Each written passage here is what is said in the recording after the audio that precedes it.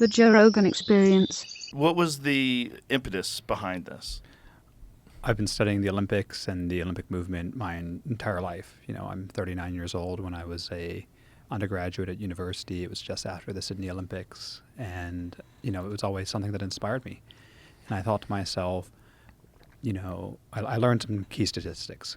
44% of Olympians admit to using banned performance-enhancing drugs within the last year, according to research commissioned by the World Anti-Doping. 44%. 44%. And the other, probably lying. Are losing. Yeah, exactly. And so, and then I learned that the average American Olympian only earns $30,000 a year.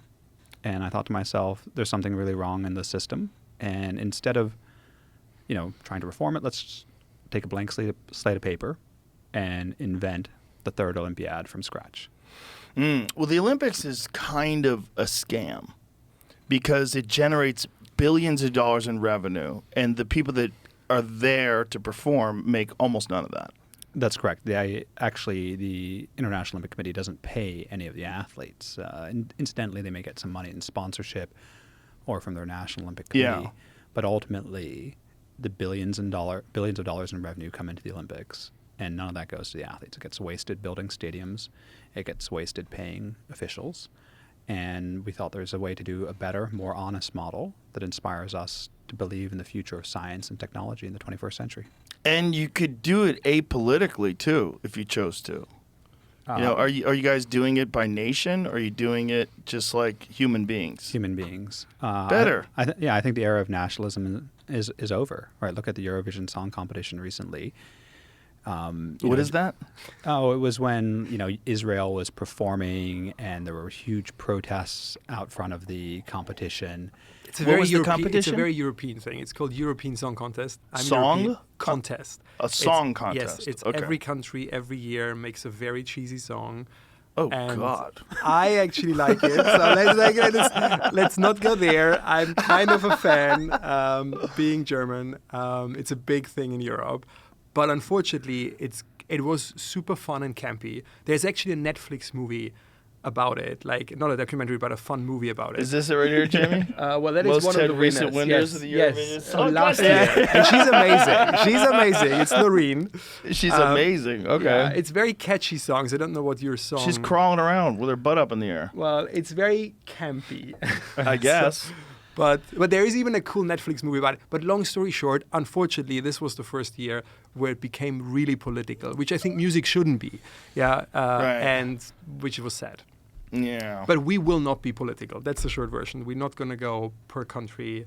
Yeah, it's the best human being, the fastest one, highest jump or whatever. Yeah. It's just so many countries use it as a political tool, and they cheat. Like, I'm sure you guys have seen Icarus, right? Oh, yeah. I was with Brian Fogel a couple of days ago. He's great, and that documentary is amazing. And what incredible circumstances, like the way it all played out, where he's in the middle of doing this documentary about doing a race naturally, and then doing a race enhanced, and the guy he contacts in the middle of all the Sochi Olympics crap, that guy winds up fleeing the country, spilling the beans, and now he's hiding.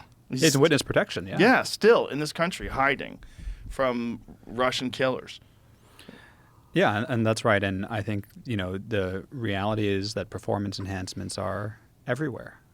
6.3% of men in the Western world have used anabolic steroids at some point in their life.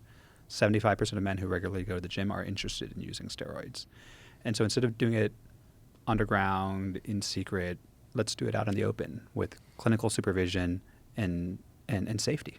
But what are the legal ramifications of this? Because we were talking about this in the pod. We were talking about the different drug schedules on the podcast yesterday, and steroids are scheduled, right? It's like Schedule 3. It's a Schedule 3 substance in the United States. There are 23 countries where steroids, anabolics are legal, including in the United Kingdom for personal use. And so let's first distinguish between what is legal and what is banned. So in Olympic competition, they always say, oh, these drugs are illegal, but actually they're banned in Olympic competition.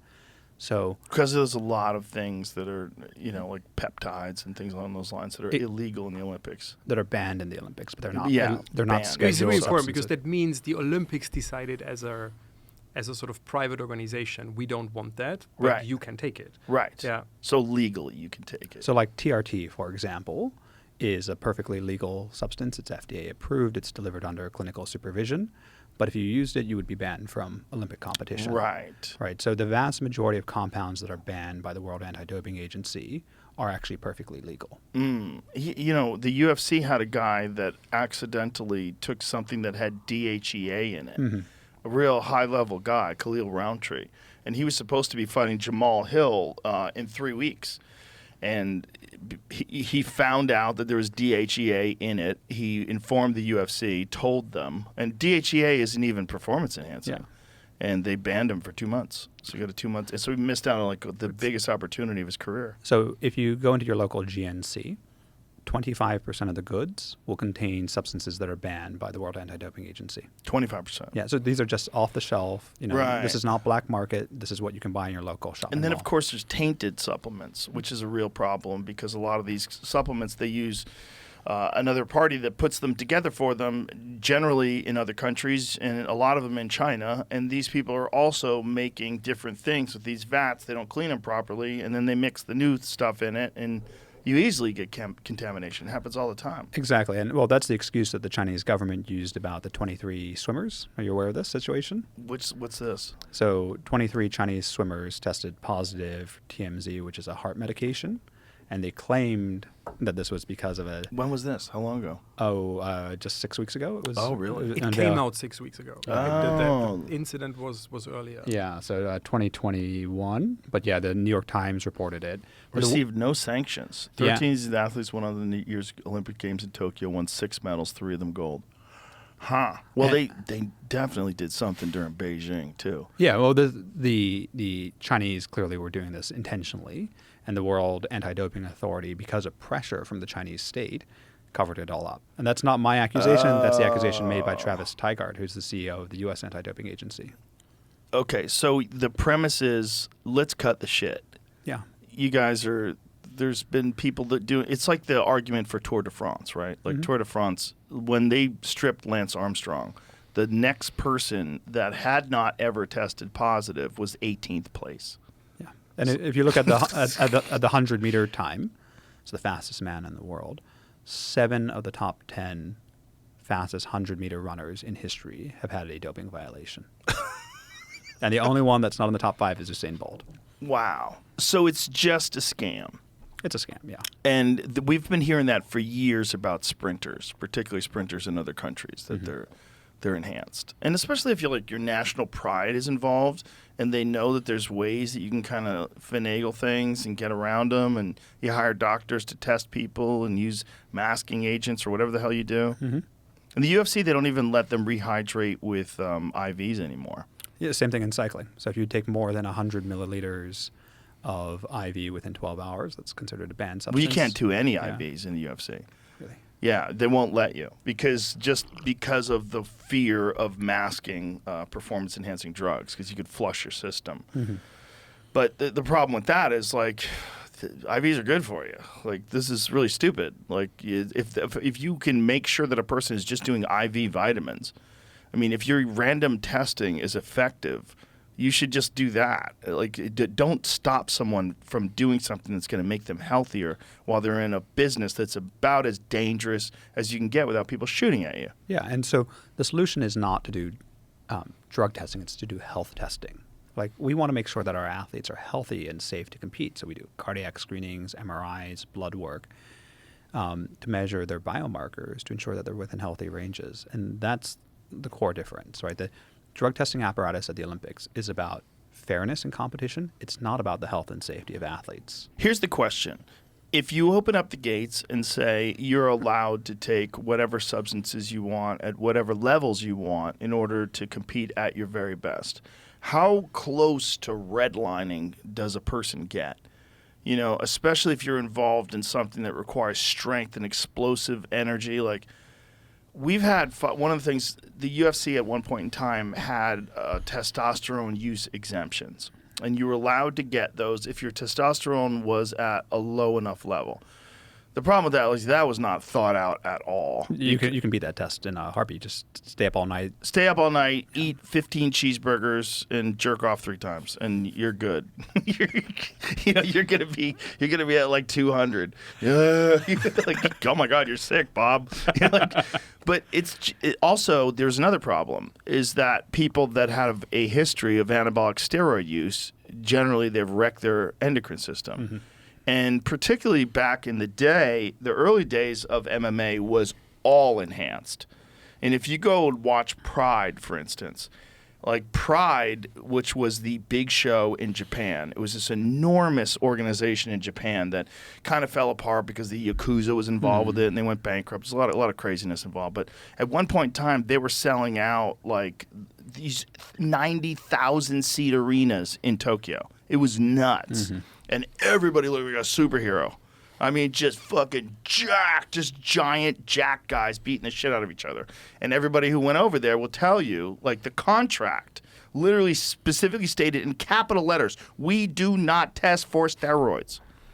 They will encourage you to do steroids over there. They want you to look good. Mm-hmm. They want you to fight at your best. Like, we don't care what you take. Just go over there and go ham. But it comes down to a fundamental philosophical question. Shouldn't an individual with free and informed consent, an adult, be able to make choices about their own body?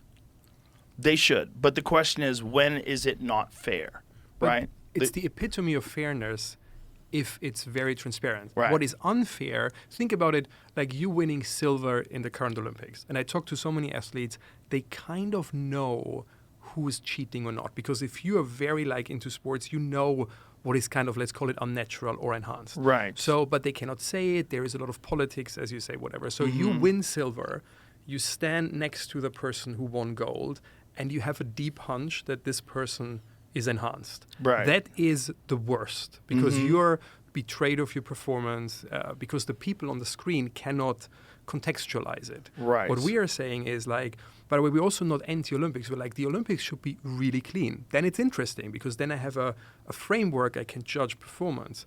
But in our case, people will know that people take enhancements. We actually will endorse people to even say what they're doing because it's completely open. Mm-hmm. And then again, you can contextualize. So both is about either zero or completely free slate in the medical framework is the real definition of fairness. And from 1896 until 1992, the Olympics banned professional athletes from competing.